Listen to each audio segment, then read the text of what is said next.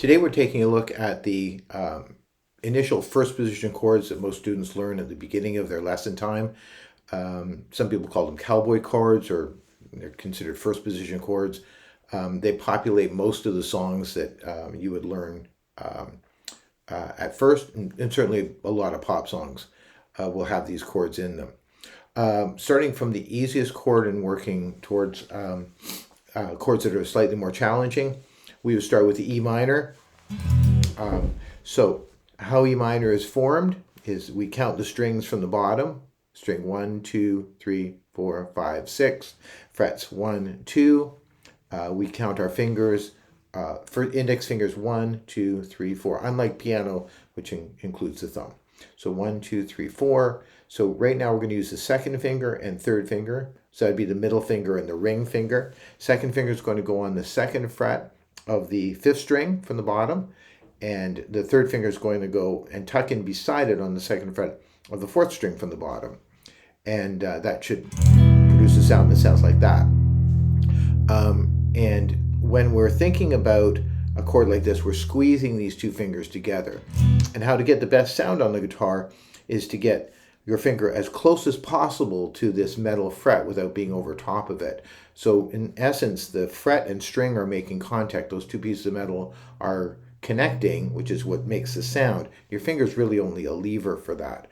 So ultimately, as close as you can get. Obviously, the third finger is now in the way of the second finger getting closer, but if you squeeze them together, you can get both of them close enough. You should be able to get a clear sound and a good pronunciation. The next chord would be A minor. So we have the first finger on the first fret of the second string from the bottom, the second finger on the second fret of the fourth string from the bottom, and the third finger on the second fret of the third string from the bottom. A minor. And we try and strum just from the fifth string down, but that takes some time to get your aim to be better. Some people do what I'm doing right now, which is bringing their thumb up around, and so we're muting that string. Some people would say that isn't very good technique. Those people would be right, but it does this job, which is what we wanted to do really well. So we get A minor. Another chord that we are going to get a good deal of use out of would be D. So D is made by using the first finger on the second fret of the third string from the bottom, second finger on the second fret of the first string, which is the bottom string, and third finger on the third fret of the second string from the bottom. So it makes like a triangle looking chord. Another chord we're going to make good use of is G. There's a number of different ways to form G. Some people will teach you how to form G like this, which is actually easier than the one that I generally teach. But it has a kind of a long-term disadvantage to framing it like this. So if you start with this, you can get good at it, and it has a bunch of advantages. The third finger is on the third fret of the sixth string from the bottom, the top string, in other words. Second finger is on the second fret of the fifth string from the bottom, and the baby finger is on the third fret of the first string, which is the bottom string. Okay. So a lot of people would teach that chord like this to beginners. The problem is that a lot of the ornaments that we like to add to chords later on can't be done with this positioning of G. But if you wanted to learn this one first, it's made with the second finger on the third fret of the sixth string, first finger on the second fret of the fifth string, and third finger on the third fret of the first string. That isn't that this isn't a useful chord. It gets used for all kinds of things. We also have a couple of other versions of G that are used quite often.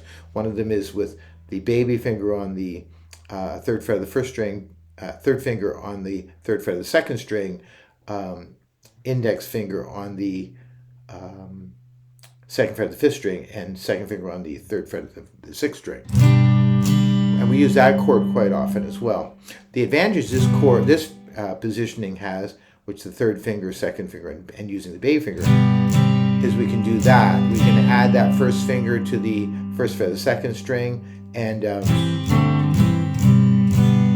do all kinds of things with this finger being free, which if you do this positioning, that first finger obviously doesn't have an opportunity to do that job.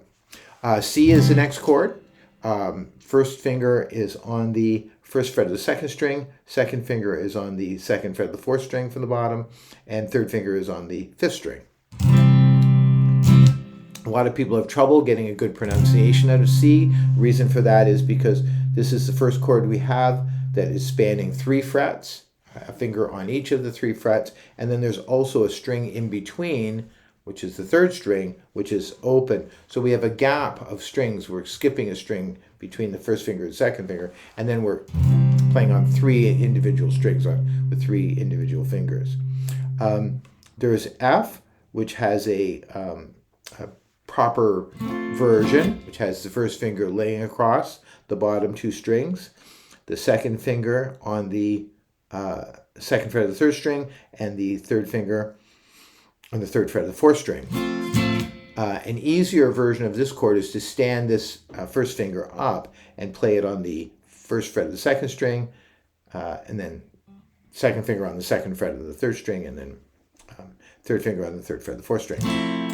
That's called an F major 7, but it can be used as a substitution for F while you're getting F to while you're still learning F and getting it to do the work you want it to do.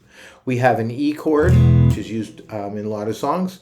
It is the first finger on the first fret of the third string from the bottom, second finger on the second fret of the fifth string, and third finger on the second fret of the fourth string.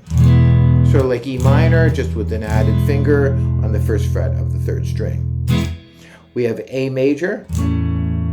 We learned A minor, now we learn A major. A couple of ways to play A major, but this is the most, I think, traditional one. The first finger is on the second fret of the fourth string, second finger on the second fret of the third string, and third finger on the second fret of the second string. You'll notice with this chord that when you stack these fingers like this first finger is really far away from that fret. And so getting a good pronunciation out of that fourth string can sometimes give you this sound rather than this sound. So you want to squeeze those fingers together really tightly so you can get as good a sound as possible from that chord. So we have E minor, we had A minor, we had D, we had G, C, F, and E, and A. You'll find songs with B7 as well. A little bit harder to play for people who are just starting out on the guitar or just getting back to the guitar. That's the second finger on the second fret of the fifth string, first finger on the first fret of the fourth string, second finger on the second fret of the third string, and baby finger on the second fret of the first string. And it sounds like that. There are plenty of other chords that we use regularly, but those generally are good for getting a start at playing some basic songs and pop songs that are really popular. Hope you have a good week.